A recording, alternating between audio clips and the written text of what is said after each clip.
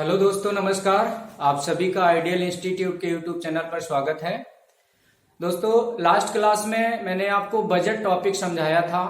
Budget क्या है, budget की शुरुआत हमारे देश में कब से होती है, तो बजट का पूरा इतिहास आपको लास्ट क्लास में समझाया जा चुका है। आज हम लोग उसी टॉपिक को कंटिन्यू करेंगे, क्योंकि कुछ चीजें अभी उसमें रह गई थी, तो उनको कंप्लीट करते हैं। जैसे कि बजट के प्रकार, तो आज हम लोग समझते हैं भारत में बजट के प्रकार कौन कौन से हैं। तो हेडिंग डालेंगे बजट के प्रकार। भारत में कई प्रकार के बजट पेश किए जाते रहे हैं, तो जिनमें से कुछ हम लोग समझेंगे कौन कौन से भारत में बजट पेश किए गए हैं। जैसे कि एक बजट है जिसका नाम है विधायी बजट। विधायी बजट, इसी विधायी बजट को ही संसदीय बजट के नाम से भी जाना जाता है बेटा। संसदीय बजट, विधायी बजट को ही संसदीय बजट के नाम से भी जाना जाता है। अभी आपको हम समझाएंगे कि विधायी बजट क्या होता है, संसदीय बजट किसे कहते हैं। तो पहले बजट के सभी प्रकार देख लीजिएगा, कौन कौन से हमारे देश में बजट हैं। इसके बाद इन सबको हम एक्सप्लेन कर देंगे, इनका मतलब क्या होता है। ठीक है, तो पहला आपने समझा विधायी बजट, या इसी को संसदीय बजट के नाम से भी जाना जाता है। दूसरा प्रकार लिखेंगे मंत्रिमंडलीय budget.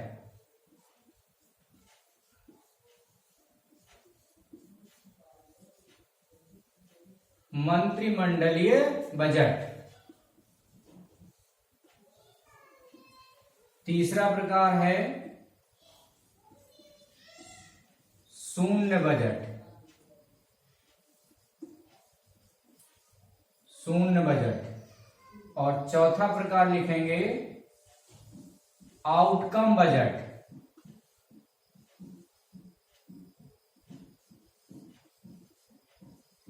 Outcome budget.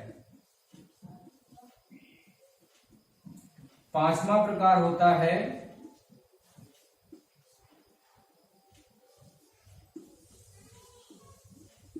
Performance budget. Performance budget. ठीक है, तो मुख्य रूप से हमारे देश में ये 5 बजट देखने को मिलते हैं। इसके अलावा कुछ अन्य प्रकार के भी बजट हैं हमारे देश में। जैसे कि देखिएगा, एक है अतिरेक बजट। अतिरेक बजट, ये अन्य प्रकार में आप लिख सकते हैं।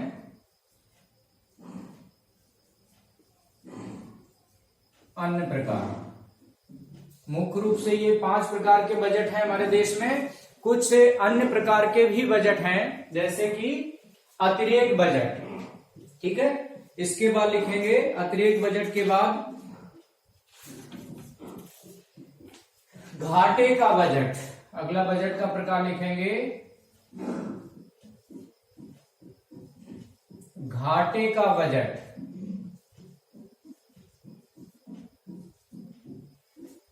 और तीसरा प्रकार है संतुलित बजट।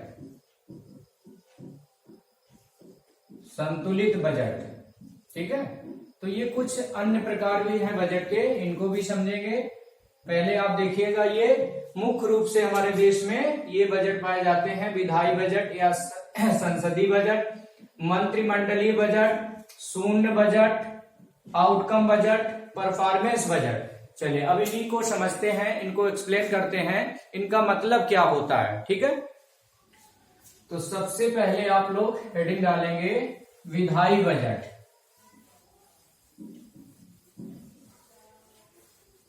सबसे पहले जानेंगे विधायी बजट। विधायी या संसदीय बजट किसे कहते हैं, चलिए समझिएगा। देखिएगा, हमारे देश में एक व्यवस्थापिका है। हमारे देश के या किसी भी देश के बेटा 3 प्रमुख स्तंभ होते हैं। जैसे कोई भी राष्ट्र है, उस राष्ट्र के 3 प्रमुख स्तंभ होते हैं। कौन कौन से 3 स्तंभ होते हैं, शायद आप लोगों को पता होगा। तो एक स्तंभ है जिसे कहते हैं व्यवस्थापिका। व्यवस्थापिका, जहां पर किसी भी देश की या किसी भी राष्ट्र की व्यवस्था बनाई जाती है, जहां पे नियम कानून बनते हैं, उसे व्यवस्थापिका या विधायिका कहते हैं। इसी चीज को दूसरे शब्दों में विधायिका कहते हैं। व्यवस्थापिका या विधायिका के नाम से जाना जाता है। भारत में वह संस्था जहां पे व्यवस्था बनती है, जहां पे नियम कानून बनाए जाते हैं, उसे संसद के नाम से जाना जाता है। क्या कहते हैं उसे? संसद। ठीक है। तो चाहे विधायिका बोला जाए या व्यवस्थापिका कहा जाए, तो आप इससे तात्पर्य क्या समझेंगे? इसका मतलब होता है संसद। राष्ट्र का जो दूसरा स्तंभ है, ये पहला स्तंभ एक हो गया। राष्ट्र का दूसरा जो स्तंभ होता है, इसे कहते हैं कार्यपालिका। कार्यपालिका। व्यवस्थापिका ने व्यवस्था को बना दिया, मीन्स नियम कानून बना दिए, फिर उन नियम कानूनों को संचालित करने वाली संस्था को ही कार्यपालिका कहते हैं। अब हमारे देश में नियम कानूनों को संचालित कौन करवाता है? तो उसे कहते हैं सरकार। सरकार, गवर्नमेंट, है ना, गवर्नमेंट कार्यपालिका होता है। इसके बाद राष्ट्र का जो तीसरा स्तंभ है, इसे कहा जाता है न्यायपालिका। राष्ट्र के तीसरे स्तंभ को कहते हैं बेटा न्यायपालिका। राष्ट्र का तीसरा स्तंभ क्या होता है? न्यायपालिका। ठीक। व्यवस्थापिका ने व्यवस्था बनाया, उस व्यवस्थापिका के द्वारा बनाए हुए नियम कानूनों को संचालित करने का कार्य होता है कार्यपालिका का। ठीक है। कार्यपालिका किसे कहते हैं? सरकार को कहते हैं।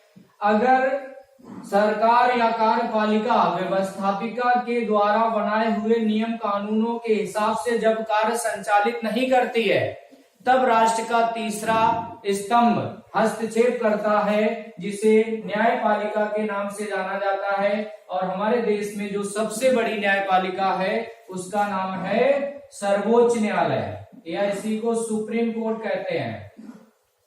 सर्वोच्च न्यायालय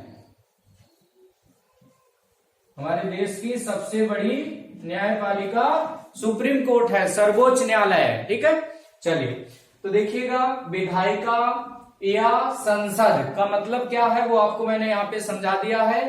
तो जब हमारे देश की व्यवस्थापिका के लोग या संसद के सभी सदस्य मिलकर के बजट को तैयार करते हैं, उसे विधायी या संसदीय बजट के नाम से जाना जाता है। उम्मीद करते हैं आपको ये परिभाषा समझ में आ गई होगी। जब विधायिका या संसद के सभी सदस्य मिलकर के बजट को तैयार करें, तो ऐसे बजट को ही विधायी या संसदीय बजट के नाम से जाना जाता है। ठीक है। तो ये इसकी परिभाषा हो गई।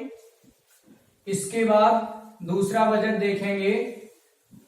बजट का दूसरा प्रकार मैंने आपको क्या बताया था? बजट के दूसरे प्रकार का नाम क्या था? मंत्रिमंडलीय बजट। चलिए देखिएगा, मंत्रिमंडलीय बजट क्या होता है। दूसरा प्रकार आपको मैंने समझाया था।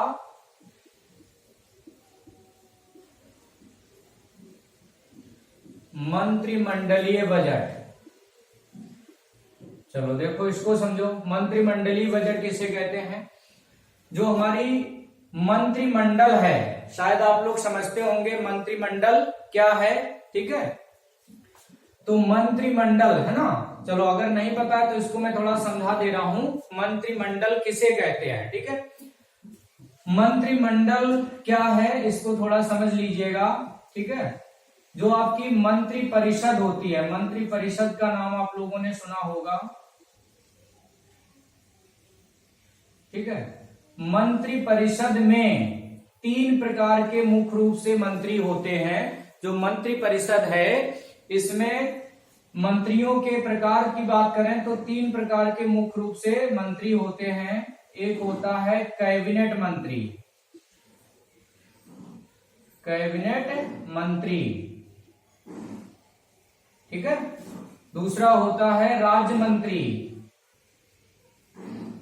राज्य मंत्री, और तीसरा होता है उप मंत्री,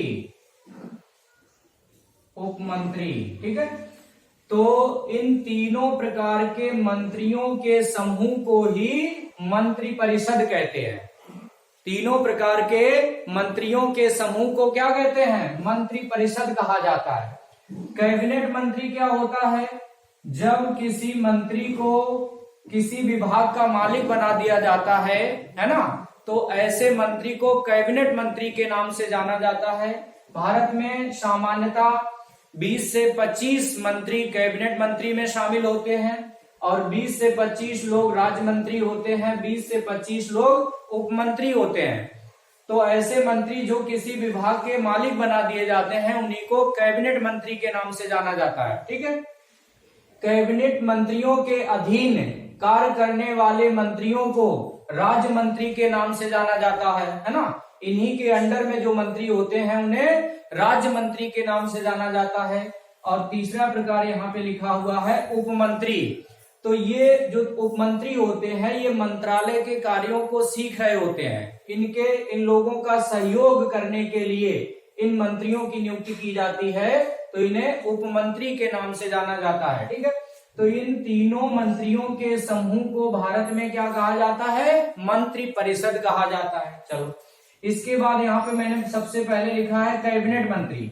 तो जो कैबिनेट मंत्री होते हैं, इन कैबिनेट मंत्रियों के समूह को, कैबिनेट मंत्रियों के समूह को ही बेटा मंत्रिमंडल कहा जाता है। मंत्रिमंडल, मंत्री परिषद और मंत्रिमंडल में अंतर होता है।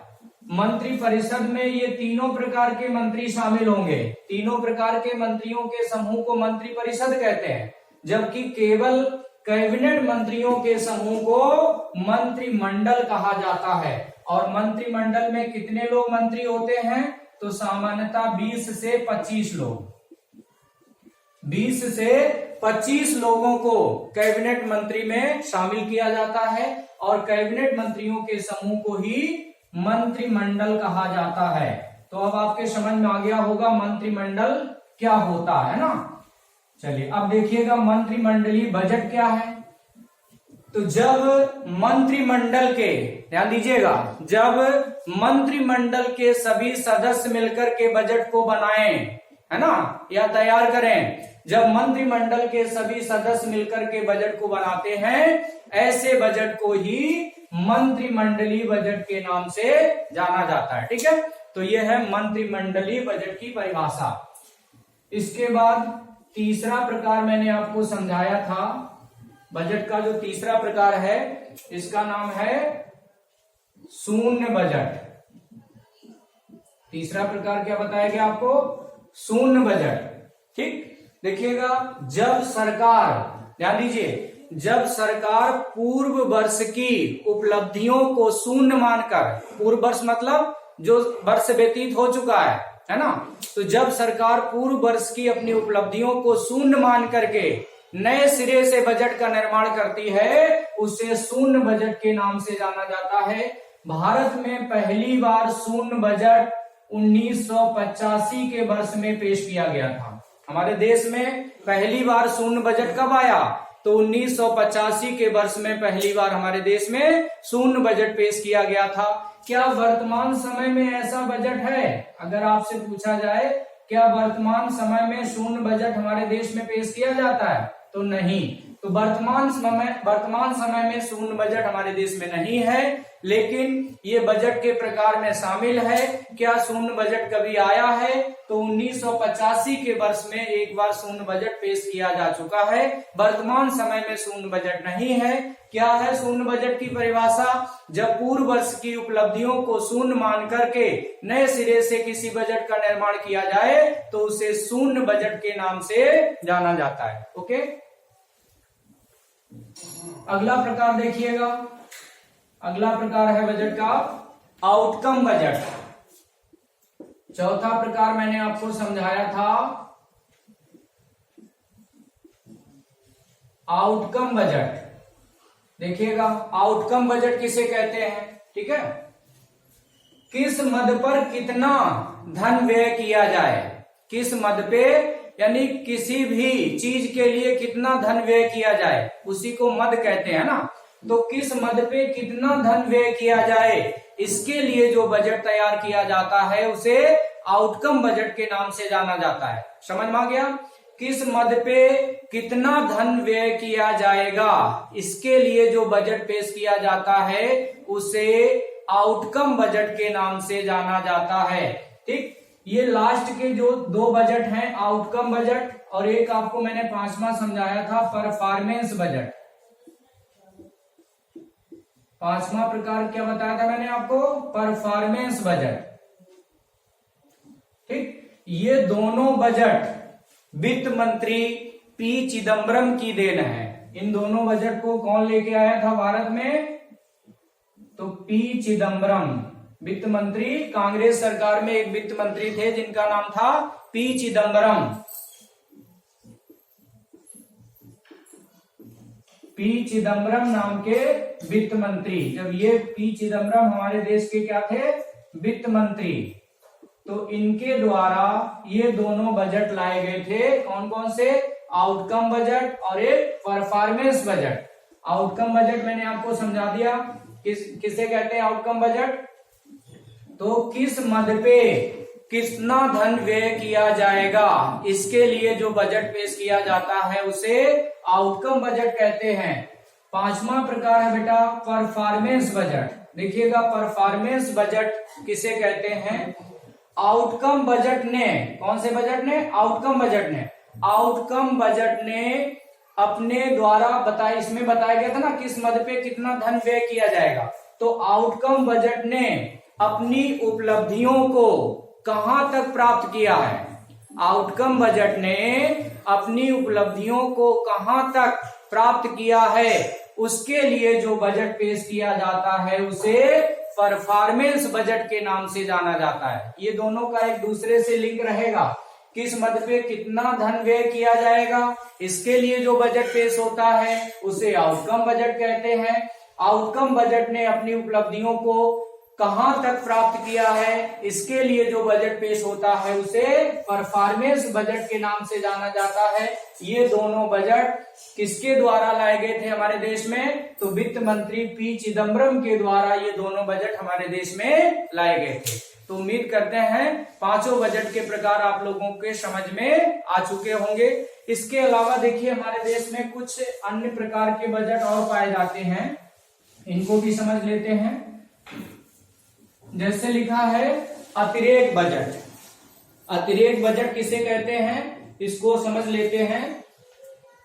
देखिएगा अतिरेक बजट को पहले समझेंगे। अतिरेक बजट किसे कहते हैं, जब आय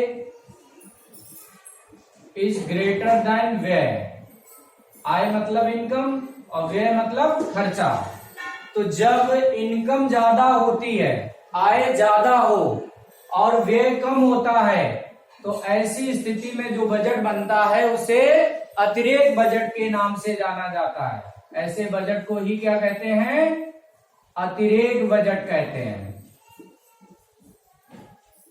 जब इनकम ज्यादा हो यानी आय ज्यादा हो व्यय कम हो, ठीक है, तो इसके लिए जो बजट बनता है उसे अतिरेक बजट के नाम से जाना जाता है।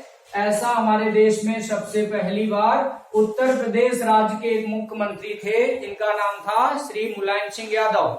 तो श्री मुलायम सिंह यादव सरकार में अतिरेक बजट को पेश किया गया था, यानी आय ज्यादा थी व्यय कम था, है ना, तो उसे अतिरेक बजट कहा जाएगा। ठीक, तो ऐसा बजट उत्तर प्रदेश में मुलायम सिंह यादव के द्वारा पेश किया गया था एक बार। ओके, चलो इसके बाद देखिएगा अगला बजट का प्रकार है घाटे का बजट। तो घाटे का बजट क्या होता है, ठीक, इसका उल्टा हो जाएगा। जब व्यय ज्यादा हो, व्यय ज्यादा हो और आय कम हो, जब व्यय ज्यादा हो आय कम हो, ऐसी स्थिति में जो बजट बनता है उसे क्या कहते हैं, घाटे का बजट। घाटे का बजट यानी व्यय ज्यादा है, खर्चा ज्यादा हो रहा है, इनकम कम हो रही है। तो जब खर्चा ज्यादा हो और आय कम हो, ऐसी स्थिति में जो बजट बनता है उसे घाटे का बजट कहते हैं। तीसरा प्रकार है बजट का, जिसका नाम है संतुलित बजट। संतुलित बजट देखिए किसे कहेंगे, ऐसी स्थिति जब आय इनकम के बराबर हो, जब आय व्यय के बराबर हो, यानी आय और व्यय आपस में कैसी हो, जितनी इनकम हुई उतना ही व्यय हो रहा है। तो आय व्यय जब बराबर हो जाते हैं, ऐसी स्थिति में जो बजट पेश किया जाता है उसे संतुलित बजट कहते हैं, बैलेंस्ड बजट, संतुलित बजट। ठीक है, तो ये कुछ अन्य प्रकार के बजट थे। अतिरेक बजट, जब इनकम ज्यादा हो और व्यय कम हो तो उसे अतिरेक बजट कहते हैं। जब व्यय ज्यादा है, आय कम है, तो ऐसे बजट को घाटे का बजट कहते हैं। तीसरा प्रकार है यहाँ पे, जब आय और व्यय दोनों बराबर हों, यानी जितनी इनकम उतना ही खर्चा, आय और व्यय जब बराबर हो जाते हैं तो ऐसे बजट को संतुलित बजट के नाम से जाना जाता। तो ये थे बेटा बजट के प्रकार। मैंने लगभग सभी प्रकार के बजट समझा दिए हैं। ये हमारे देश में बजट अभी तक पेश किए जाते रहे थे या पेश किए जा रहे हैं। ठीक है, इन्हीं में से कोई ना कोई बजट हमारे देश में पेश किया जाता है। ठीक है।